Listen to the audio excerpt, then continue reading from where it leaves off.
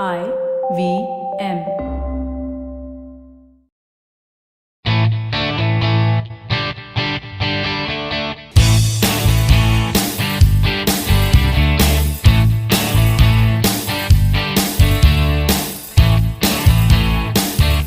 Hello and welcome to a brand new episode of the Musafir Stories, India's very own travel podcast, where each week we share the journey of travelers in their own words and relive their experiences with you, our listeners.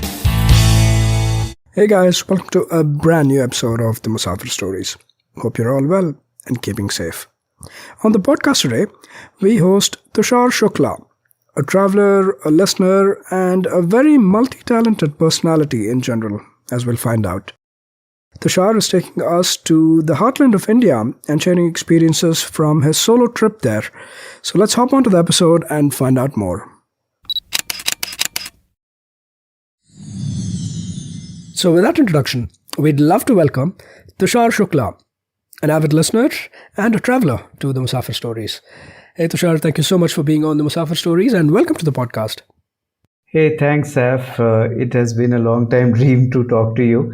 I have been following the Musafir Stories podcast for long, as you would have seen, because I keep sharing the episodes because I get so excited and I tell people to listen to them. And your podcast and the conversations have been really inspiring for me to also plan many of the trips. And I know it keeps on expanding my bucket list also.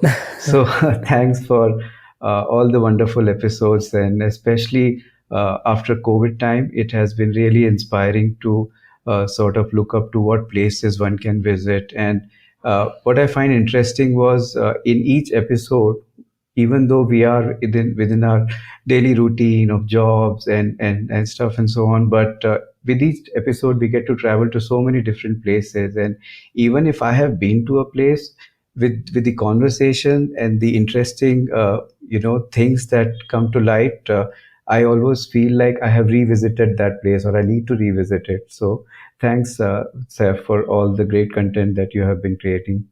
No, thank you. I think it's completely up to great listeners like you who have kept us motivated and kept us going, because we started this almost 7 years ago now as a passion project, and I'm really glad we've been able to add some value in terms of covering places of interest and points of interest in India. And Tushar, the intro I gave about you also was very brief and concise. You are a true champion of the podcast. You're a great listener who's always providing feedback. But beyond that, would you also like to add a little bit more about yourself?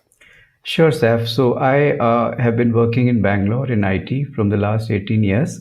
And apart from IT, some of my interests include cinema, music, blogging. And as you know, Bangalore is a cultural center, so one gets exposed to a lot of different things. So initially I did some theater as well.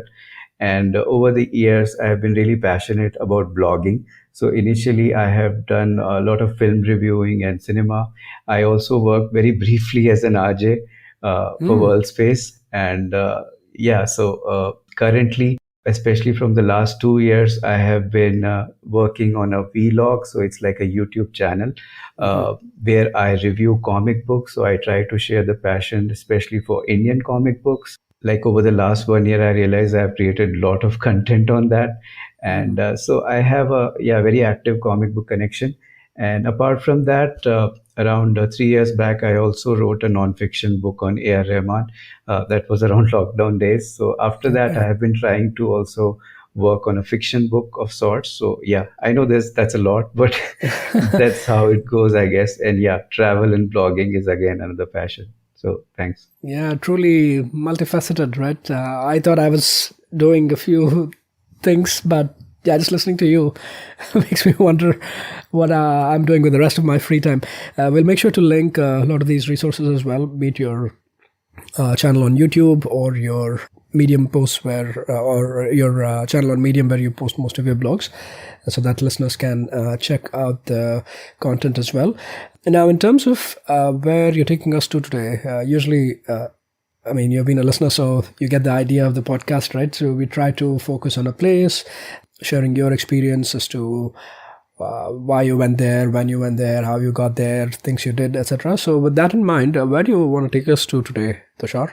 So today, Saif, I'm taking you and your listeners to the Indian heartland, the state of Madhya Pradesh, and where better to go to Madhya Pradesh than to the city of Indore and Ujjain. So now Ujjain has been on my travel wish list primarily for spiritual reasons. It's an important place in terms of ancient India and its coalescence of heritage, science, religion, and culture. It boasts not only of countless temples and the Jyotirling pilgrimage, the Mahakaal temple, it is also claimed or known as the ancient prime meridian of the world.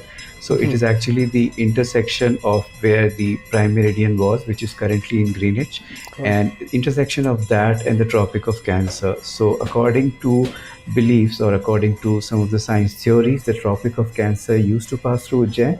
It's currently located 34 kilometers from Ujjain in a village.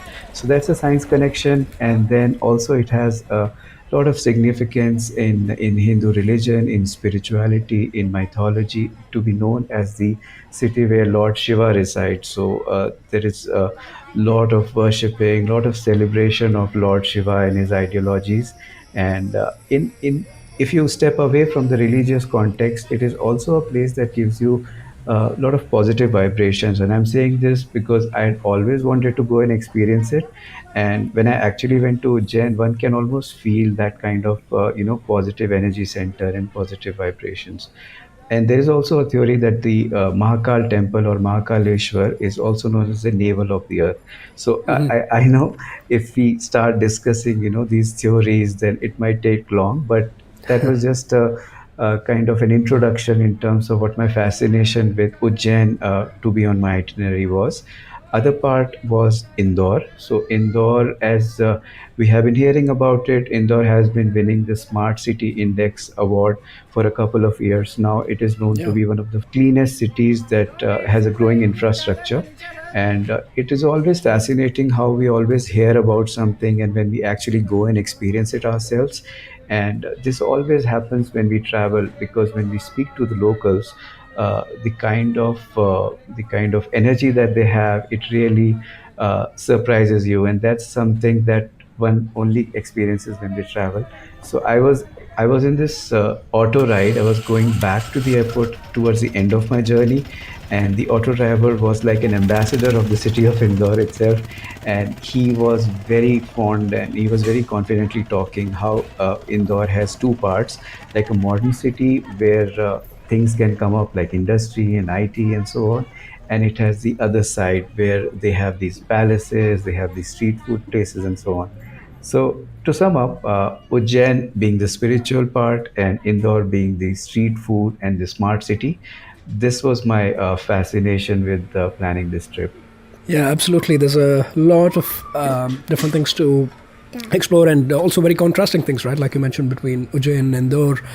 Yeah, it feels like day and night almost. And yeah, I'm eagerly looking forward to the food scene as well. That has also been something that has been on my mind because we hear a lot about the popular bazaars and the street food markets of Indore. Right. So yeah, looking forward to jumping onto this itinerary and sharing your experience with the listeners. Now, in terms of the itinerary itself, can you also set a quick context of how long the trip was and what time of the year you did it? Yeah, I did this trip in September. Since I live in Bangalore, I wanted to plan a longer weekend to Indore and Ujjain. So I flew in from Bangalore to Indore.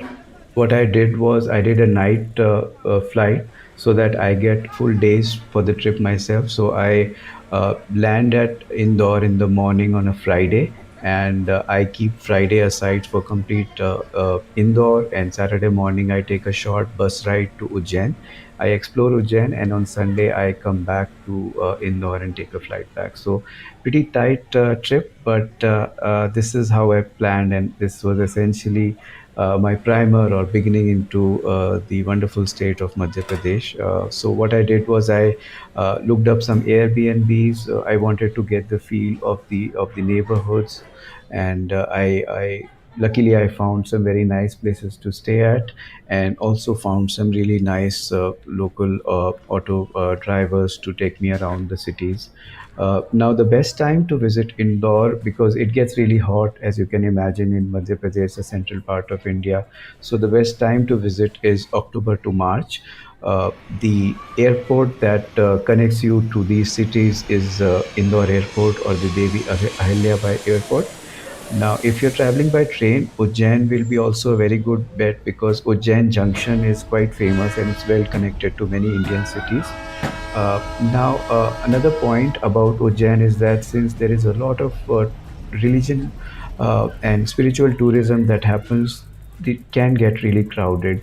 So people that primarily go there to visit the pilgrimages and temples, they might look at staying near the railway station. And since in these kind of places, the stay and the expenses are often decided about the proximity to the main tourist spot, these prices also vary. So again, one should be vary about the visiting season, because in Ujjain you also expect a lot of crowds, a lot of tourism around the Sawan months of the Hindu calendar, that is July to August. So I was a little conscious about the timing, that I don't travel there during the Sawan season, so I planned this in September. So this was just some of my pointers to plan this 3-day trip. Okay, wonderful.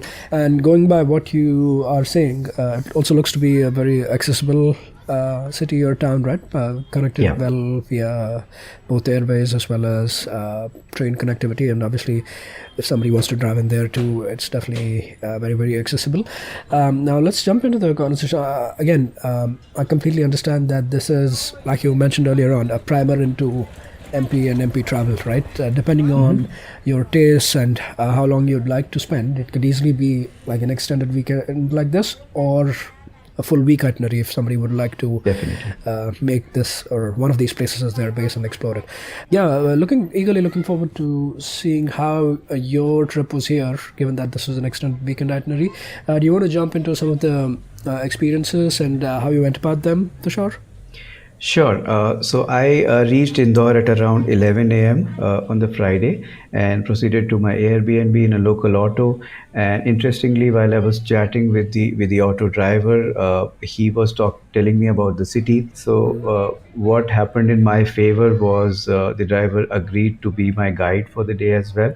So I shared with him my places of interest, and I had gone with a very small kind of list for Indore, because I was very clear that I don't want to cover all the palaces, because coming from the city of Jaipur, I have a bit of idea.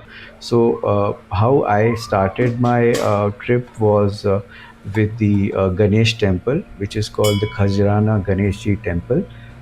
Since everything in in Hinduism, it starts with Lord Ganesh, so it was a good starting point, and it was a very clean and pretty temple. So what I was really liked in Indore, I was traveling through it, is though all cities do have traffic, Indore also has those, but in some aspects you do admire the kind of order that they have within that chaos, right? So around the temples there was a certain sense of order and cleanliness which I like. Now the Khajrana Ganeshji temple is a pretty temple complex. It's surrounded by a small garden, there is a small lake, and there's a lot of clean walking areas, and it's typical around temples. You'll find a lot of sweet shops, and the shopkeepers are calling you out to buy prasad and flowers for the temple, and they offer the front area of the shop to be a temporary parking. So I was really enjoying that, because someone having grown up in North India, and these are things that just echo. So yeah, after this Khajrana Ganeshji temple, I proceeded to my most anticipated attraction, the Chappan Dukaan, or the 56 shops. So what I mean, I don't need to introduce anyone who's into Indian street food about Chappan Dukaan. So it's a celebrated street food market of the city. It is often known for celebrities visiting there. It is also known for the way they dispose the plates. So they have these dishwasher bins installed there. I had seen the place many a times in food blogs, but seeing it in all the glory, in the all the buzz and noise was a completely different experience. So Yeah. when you travel alone, you are also in this dilemma, right? Like you want to eat everything, but it's practically not possible when you also have travel ahead of you. So what I did was I just passed through all the places and then just cut short my, place things I want to eat there. So I visited things like there's a Johnny Hot Dogs there. He is quite famous to create or prepare some lakhs of egg sandwiches, and it says that he has also gone to Hong Kong to deliver some sessions on how he manages that. But yeah, it was a different take on vada pav. There is a lot of food items over there, so I did try like some uh, there's a thing that is made of American sweet corn, a light snack, and there is something that they create called kopra kachori, which is like a fried patty made with a filling of coconut and different spices. So, yeah, this what I liked about Chappan Dukaan was apart from the food that you taste, it's the visual delight. It's the complete experience, right? There's a bevy of colors that you see, like bright yellows and all different type of ice creams and so on. And the very vibe of the place was what really excited me. So this was Chappan Dukaan. Yeah. Again, like one of the things, like you also mentioned, that stands out is the cleanliness, right? And no wonder that keeps getting called out every year in the annual surveys or Yeah. whatever that are done. And then very unique foods also, right? I mean, even like you've lived in a few different places, and I'm sure like some of these that you're calling out, either the bhutte ki kees that you mentioned or the kopre ki kachori, like you typically won't come across these in some of the other places, right? So that way, very unique food also. And while I was looking up to it, yes, that between Chappan Dukaan and Sarafa Bazaar, like roughly about 40% of the overall share of revenue from food-related businesses or whatever for the town, it comes from these two places, right? So Yeah. kind of shows the scale of the place too. And I'm glad that you got a chance to go there. And I completely hear your point about solo travel, right? At least if you're traveling with somebody, you could order two different things and then sample a little bit of both. And when you're solo, you actually don't have that luxury, unfortunately. So anyway, I'm still glad that you were able to spend some time here at Chappan Dukaan, or 56 shops. I mean, I don't know if that's the exact count now, but at least when it started out, there were 56 stalls or 56 stores that served food, right? And that's how it got its name. And then after spending some time here, where did you up onto? Yeah, so I went to Gandhi Hall after that. So Gandhi Hall is an Indo-Gothic style building that will remind you of the old style railway stations of Lucknow, like Chahbagh or Purani Delhi or Kanpur railway station. So it has the typical Indo-Gothic and Mughal architecture style and the red brick color. Now, incidentally, I happened to hear about this place through a publisher's page who participated in a book festival going on there, and that's when I was like, "What is Gandhi Hall all about?" And uh, this place is often the spot for exhibitions. So when I went there this time, there was a handicraft fair going on, and this was a time with a lot of festivals coming up. So there was a lot of bright colors and handicrafts and saris that were being sold there. And I took a walk around the place, took a few pictures, and also dropped into the fair. Though it was primarily a lot of stuff that was meant for women. There was a lot of jewelry and bangles and so on. But nonetheless, I was just enjoying the bright colors and the vibes there.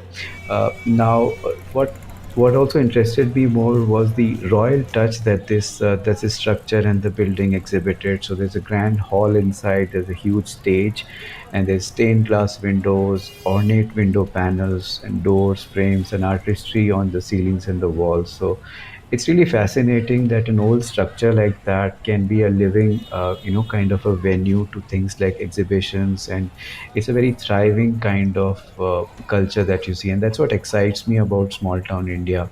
Or I don't know if Indore can be called a small town, but I guess you know what I'm talking about. So yeah, Yeah, so yeah, this was yeah, for Gandhi sure. Hall.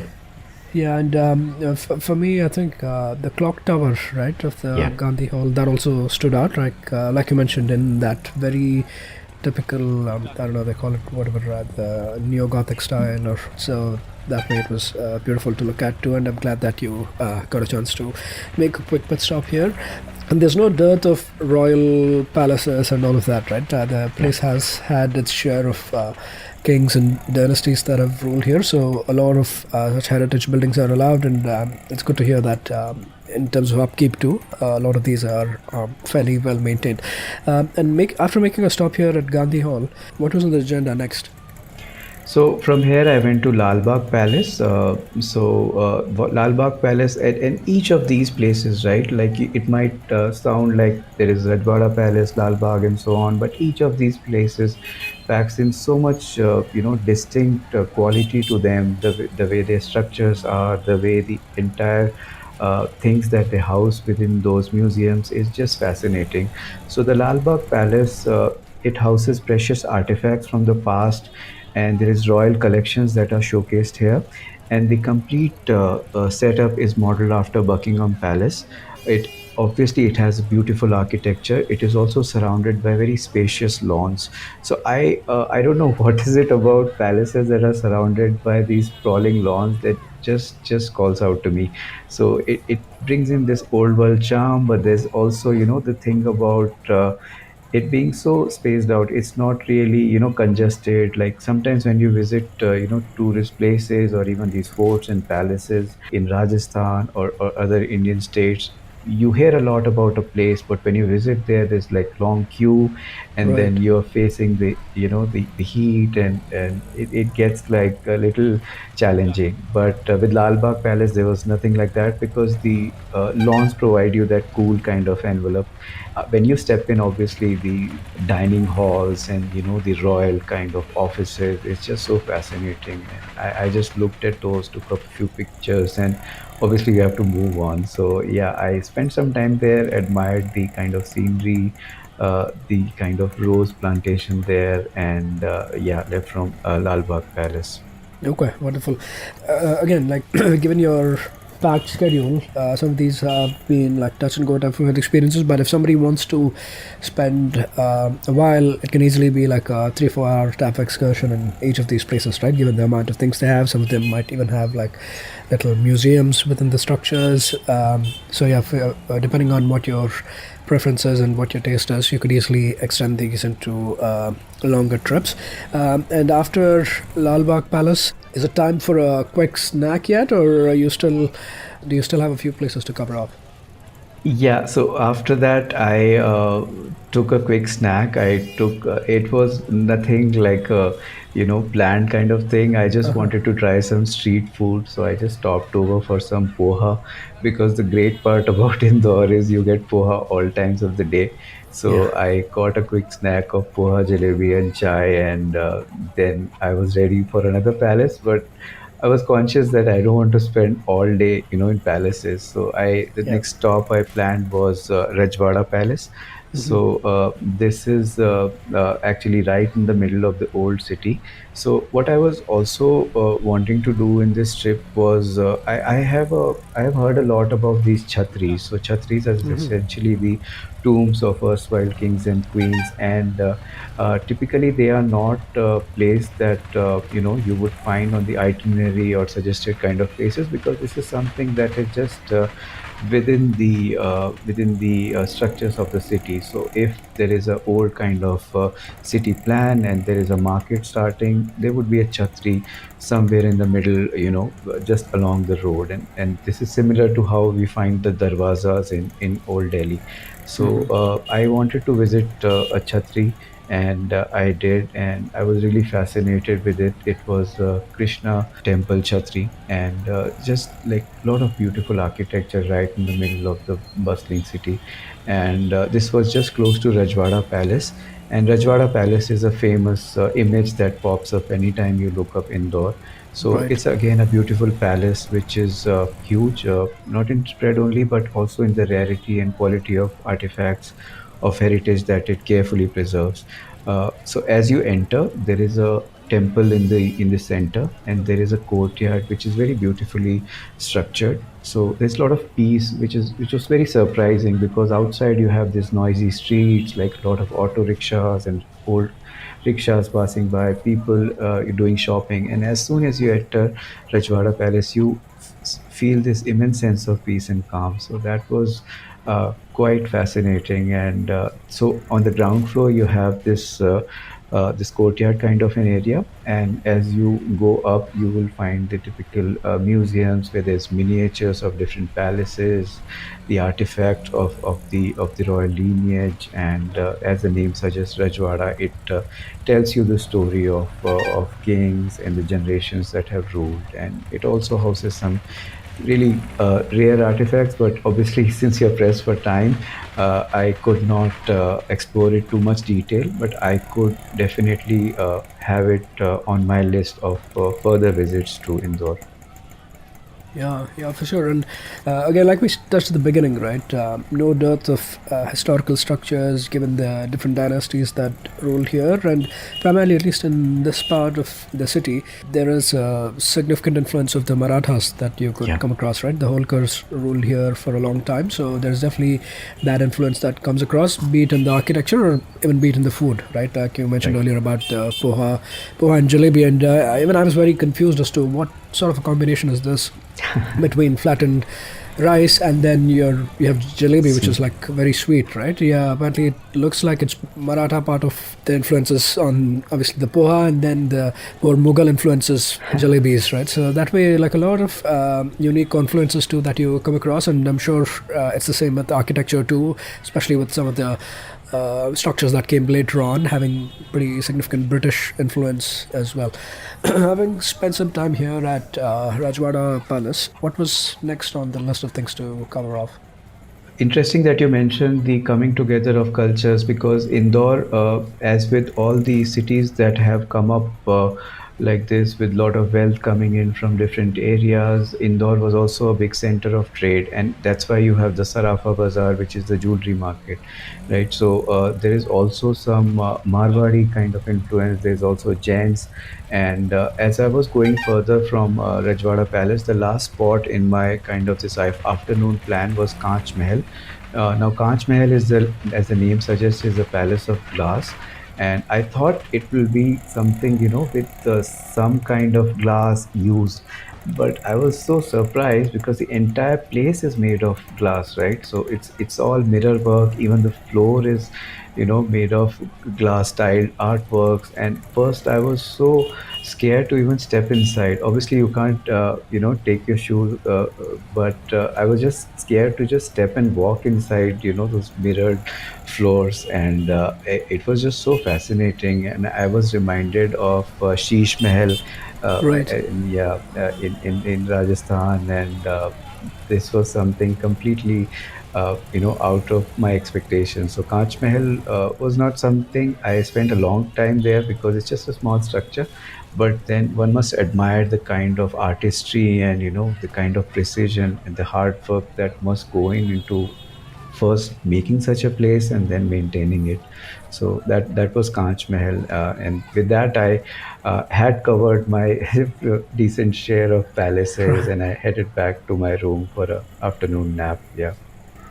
Okay, okay, wonderful. I'm glad that, like, even though there wasn't too much time, you managed to sample different things across the city, be it temples or palaces and a lot of the other structures too. Now, after having a break here, is the final pit stop for the day the very popular Sarafa Bazaar, for sure? Yeah, so I planned a trip to Sarafa, And it's very funny because when you visit a place which is popular for street food, you don't need to worry about what meals you're going to have, because that the street food constitutes your lunch, dinner, and whatever comes between. So the trip to Sarafa was something that I had already imagined many a times in my head. And when I went there, it was just like, okay, I've seen this place before, and it just reminded me of the celebrated street food markets, be it Lucknow or Delhi's Chandni Chowk. So the traditional jewelry market, as you may know, it which is operating by the day, it just Yeah. transforms into the street food market, and many of these vendors or the shopkeepers also, sell the kind of street food things. And this is very fascinating because street food is not really looked down upon here; it's just celebrated in all means and forms. So. But now again, the solo travel problem, right? Like I could not afford to eat a lot, so I had specifically had zeroed it on a couple of places. So after soaking in these sights and sounds, just having a walk.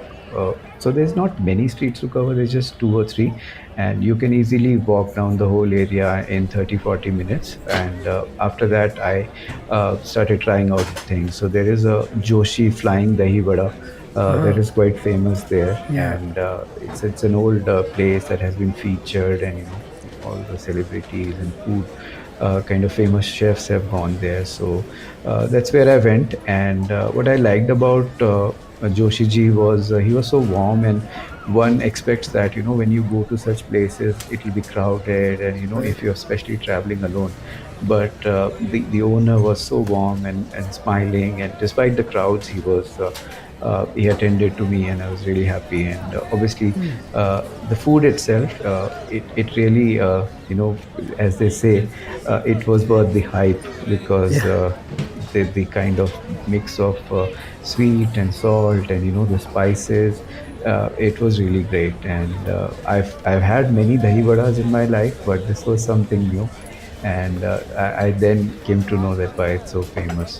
So that was Joshi Vada Pav, and the another place I had planned for was Mr. Bhel Bhandari. Now, this is not a very traditional kind of food place. It really has become popular over the last couple of years. So, what Mr. Bhel Bhandari does is he gives you a more spicy bhel. Right. So he has also featured, I think he came up on a talent show called India's Got Talent.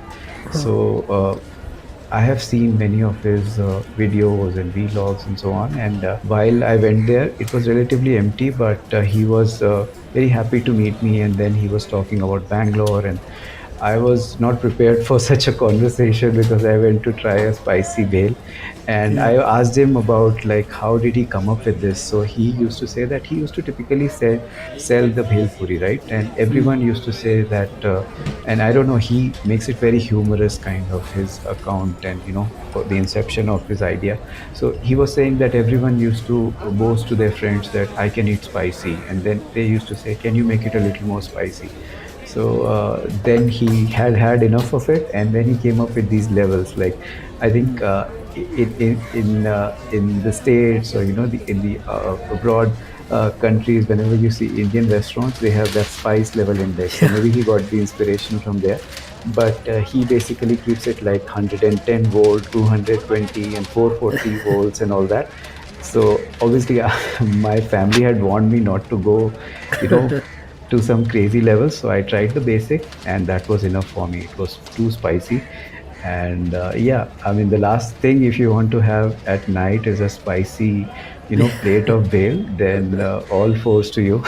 And Yeah. yeah, so that's how I ended my this street food tour of Sarafa in Indore. Yeah, very, very popular, right?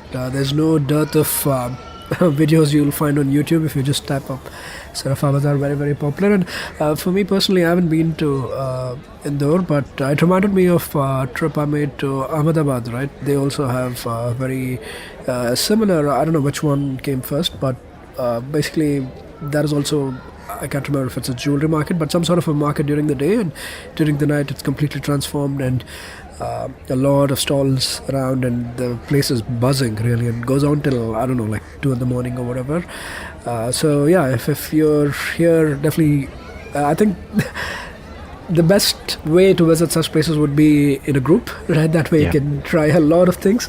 But if you're by yourself, then obviously plan it out a little bit, or you never know. You'll probably find something that really catches your attention, and maybe that's how you want to play it out too. For me, I saw this. I don't know if I should call it jalebi. It was like, I think they call it jaleba. Right? It was so big, almost the size of a palm paper plate. Right? It's that big. So that was pretty unique to me, and a few different kinds of drinks as well, coconut based and stuff like that. So yeah, a lot of unique and quirky types of foods, and it should absolutely be a part of your Indore or MP itinerary if you're making a trip here. And again, depending on how much time you have, you could certainly spend a few hours to even multiple trips, right, if you're looking to explore it at length. Awesome. Is that pretty much the Indore leg of the journey here, Tushar, with the Sarafa market? Yeah. Yes, Saf. And yeah, like you rightly said, it's very important to, when you travel, you space out the things because Indore is, as you said, famous for Chappan Dukaan and Sarafa. So Yeah. obviously you will visit Sarafa in the night, but the good thing about Chappan Dukaan is it opens pretty early in the morning.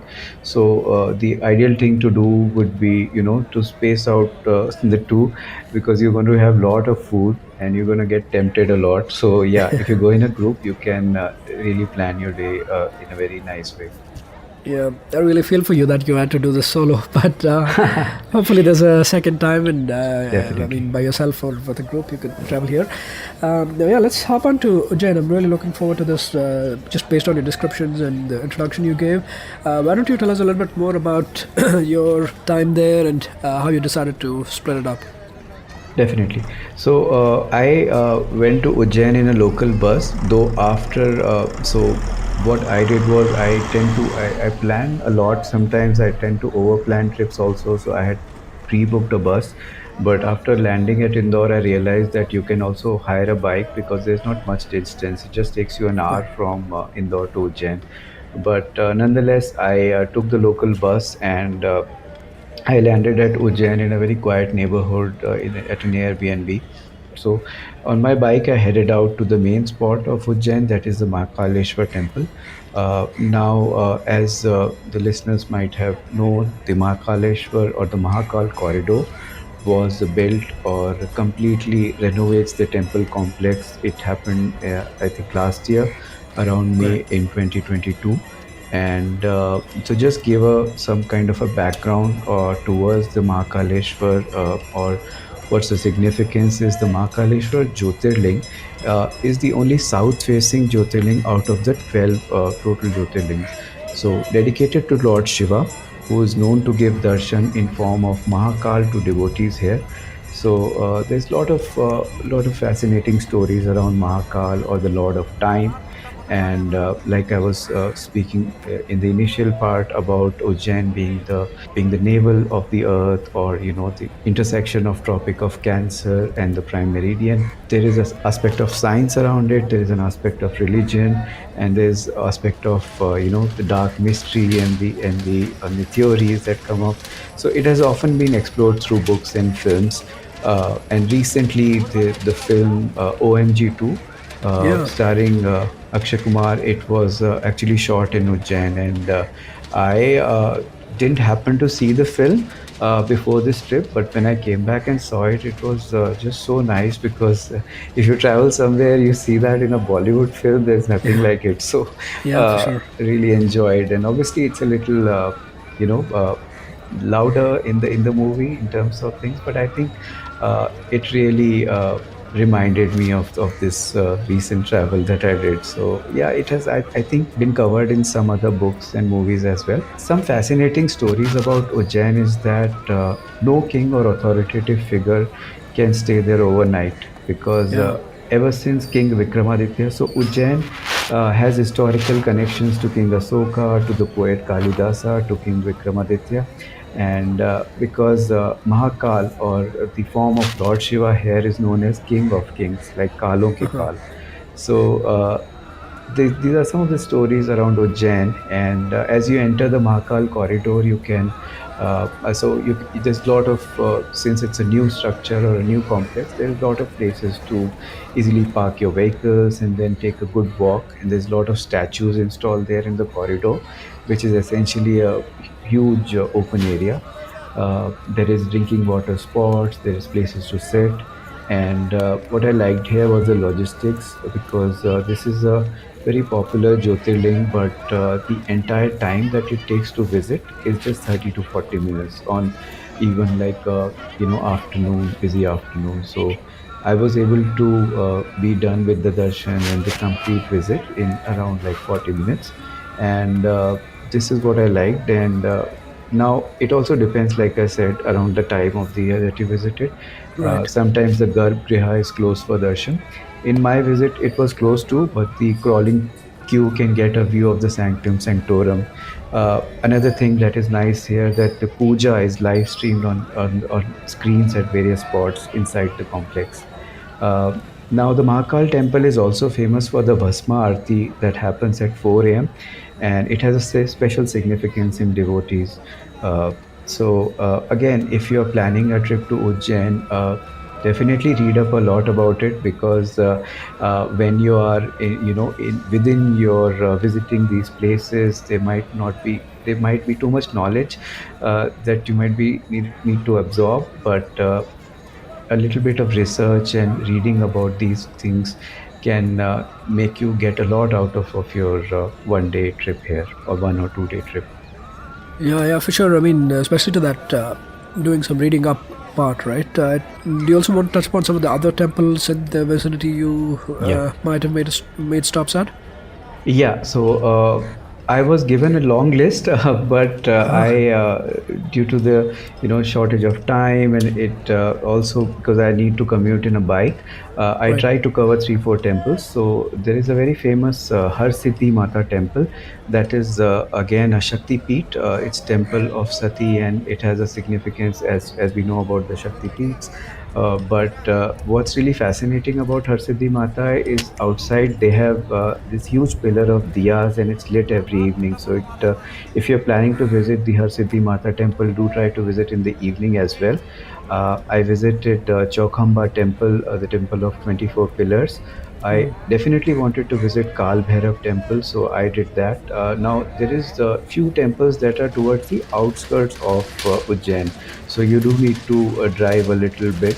Though it's a small town, I think you can reach there in about half an hour. But it's a very nice drive, and you can enjoy the outskirts of the city. And like it's almost like a barren land. And when you land up at Kaal Bhairav temple, you end up at Mangalnath temple. Specifically, Kaal Bhairav temple has a significance in terms of a dark connection.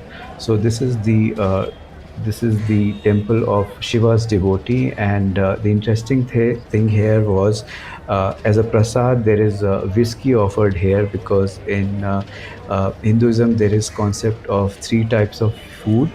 And this god that is worshipped here is known to accept uh, that as the prasad. So I found that really interesting. And the temple complex itself also was quite different. It almost looks like a fortress from outside. So that was Kaal Bhairav temple. So in all, I have covered Mahakal corridor, Harsiddhi Mata temple, Chawkhamba, and Mangalnath. So this was my first half of the day, and I wanted to get a little break before I visit the evening spots. Yeah. So in Ujjain, another interesting aspect is the river Shipra. It holds a special significance. It's like how you think of Banaras and the Right. river Ganga. Shipra River has a very sacred place in devotees. And definitely one should try and visit the evening aartis that happen here. So there's Ram Ghat. So in the evening, I visited that. And the Mahakal corridor also comes alive beautifully at night with all the lights in place and the fountains. And there is some 3D Aarti shows that you can do. So you just need to put on a headphone, and AR lets you feel that you're actually there, the 360-degree view, and technology enabled kind of temple visit, if we might say that. So yeah, that was my day in Ujjain. Uh, I wanted to call out another thing here is I have a friend in Ujjain who runs a comic book shop. So it was like a very different angle to my already tight visit because I Yeah. definitely wanted to visit him.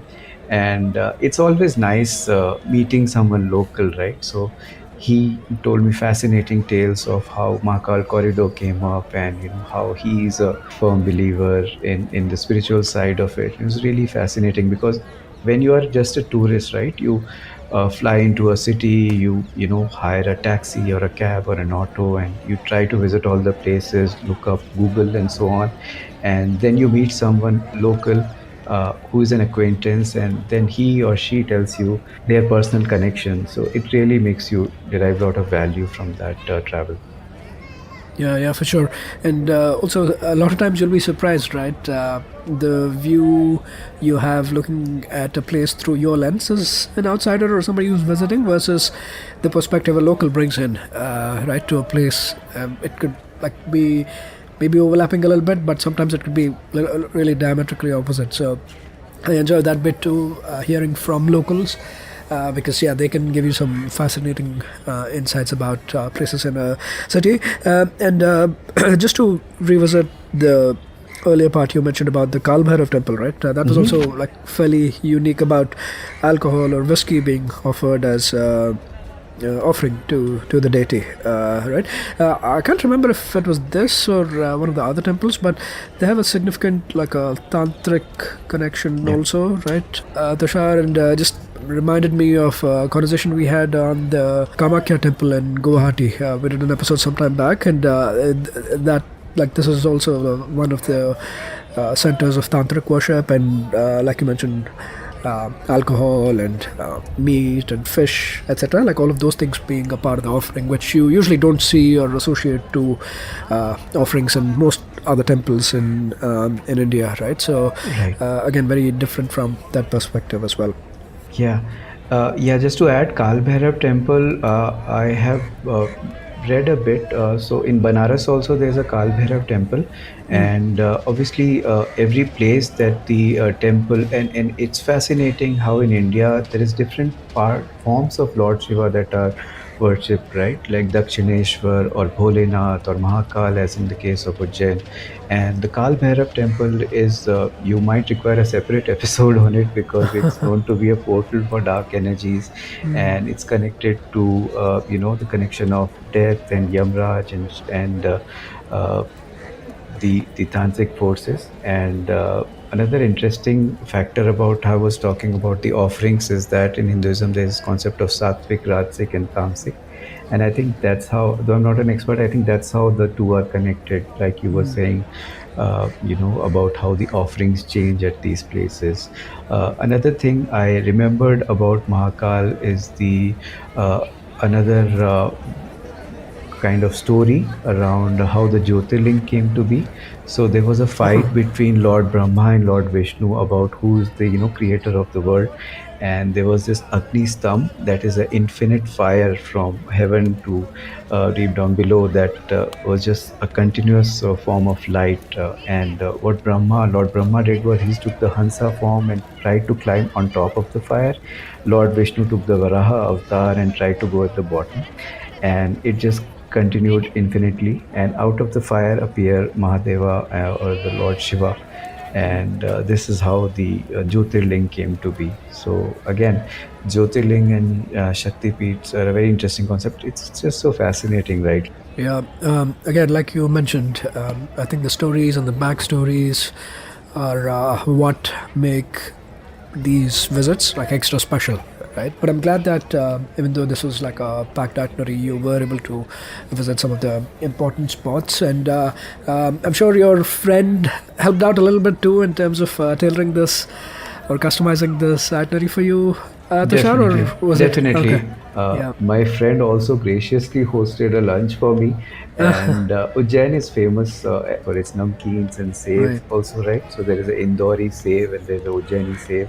So he treated me with all of that. But Ujjain is also famous for dal bafla, which is like a Madhya Pradesh version of dal bati. I don't know if I'll get into trouble for saying that, but dal bafla is like a steamed bati, which is really delicious, and we don't really get it in any other cities, but I think in just some select cities. So that's another aspect that I remember from this trip, because the day one I was just having street food in Indore, and in Ujjain I was treated to this warm, homely lunch. So that was really special as well.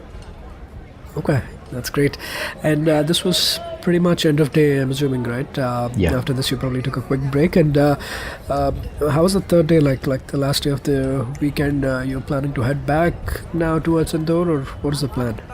Yeah, so I had to head back to Indore. So after having spent 2 days, very tight roaming different places, I just processed it and took a nice breakfast again of poha, and roamed around the city a bit. Visited my friend, and I had to travel back to Indore. So again, afternoon I was back in Indore, and for the evening flight to Bangalore. And there is some fascinating things that keep happening. So I happened to bump into Raghuveer Yadav, the famous Oh, actor, at the Indore airport.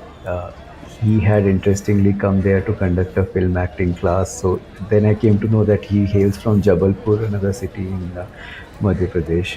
Uh, this but was the lead yeah. from many popular shows of the yesteryears, and more recently, things like Panchayat, right? Yeah, yeah, exactly. I forget what do they call Sachiv ji, Sachiv yeah. ji, Sachiv ji. I was actually thinking, was he Sachiv ji or Pradhan ji?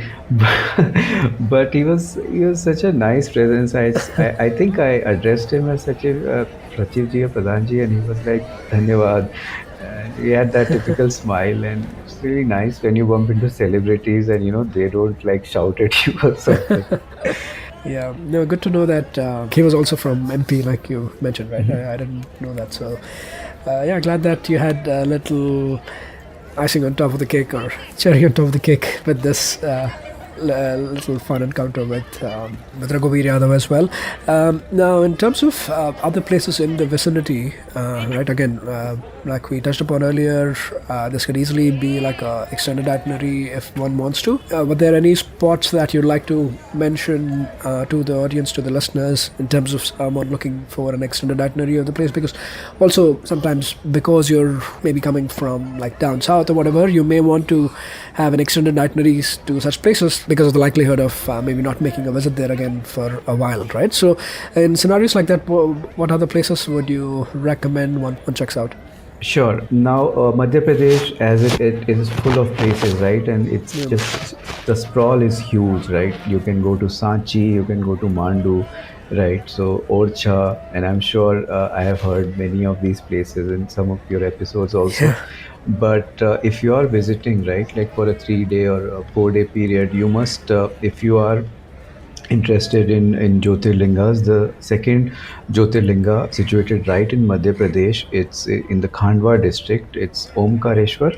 So it's not really very far. Essentially, on the map, you will see it as a triangle. So from Indore, Ujjain, Omkareshwar is quite accessible.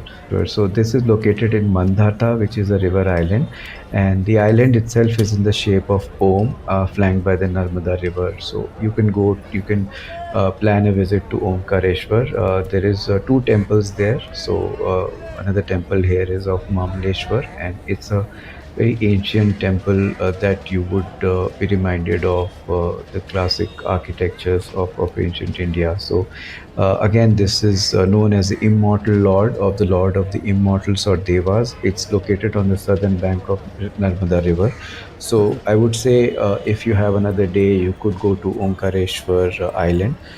It's a nice road trip there. There is now another interesting thing that I was just reminded of is there's some nice waterfalls near Ujjain, near Indore. So there is a thing called Bada Talab, which is an artificial lake. There is an Indira Gandhi Tribal Art Museum, and there is these spots that one can plan near Indore. There's a lot to explore in Madhya Pradesh, but if you are planning to keep Indore as a center of your short trip, you could definitely try out these places. Yeah, for sure. And we do have a few episodes, be it Mandu, Dhar, Khajuraho, as well on the podcast. We'll make sure to link those. And I remember, I think I'd done these episodes a good 3-4 years ago now. And at that time, I'd said that MP is a really, really underrated place in terms of travel. There's so much in terms of options and even in terms of variety, right? And I think that still holds true to this day. Definitely.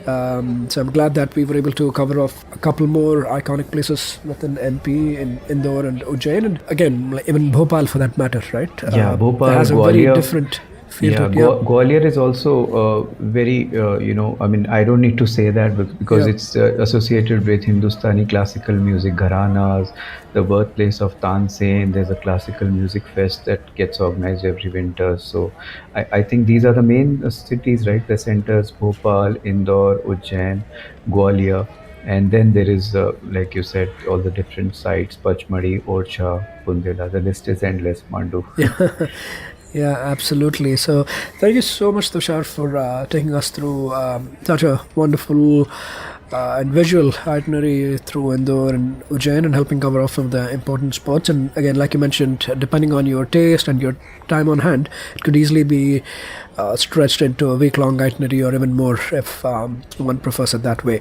Now, as we start to wrap up the episode, do you also want to quickly share in terms of how listeners can keep up with some of the work? By saying some of the work, I mean a lot of the different types of things you do, right? Be it the vlog or the blog or the comics and everything. Do you want to share a little bit of that, Tushar? Yeah, I write on Medium. Primarily go by these 3-4 monikers. So one is Human Projector for more of my writing. I have a YouTube channel for comics that's called Panel Days, and another short YouTube channel called Lens Dynamics. So not really very proficient with making video content, but yeah, in whatever capacity I try to make, I do that. So I've also been working on a year-end favorite movies list, but that's just something that is work in progress from beginning of December, because I'm just finding it tough to get time to wrap that up. It's always a long list. So yeah. Okay, wonderful. We'll make sure to link all of these in the description of the episode so listeners can follow you easily. And yeah, we're really, really glad to have and grateful to have listeners like you, right, who are constant champions and constant supporters of the podcast too. Thanks so much, Tushar, for showing us this heartland of India, right? Like you rightly mentioned in MP and specifically in Indore and Ujjain, and taking us and our listeners on this really visual journey. Looking forward to following all of your work and hopefully having you back on the podcast as well. Definitely, Saif. We travel practically virtually through all your episodes, and there's definitely more places that will be there to talk about. The list will be infinite, and it was certainly very nice talking to you, and look forward to again connect in the future as well. Thank you so much, Tushar. Lovely having you. Thanks, Saif. That was yet another great episode on the Musafir Stories. Make sure to show us some love by sharing the podcast with your friends and family. We are on Instagram and Twitter at Musafir Stories. If you like this podcast, don't forget to check out other interesting podcasts on the IVM network. You can listen to us on the IVM podcast app or the website. Follow us on our social media. We are at IVM Podcasts on Twitter and Instagram.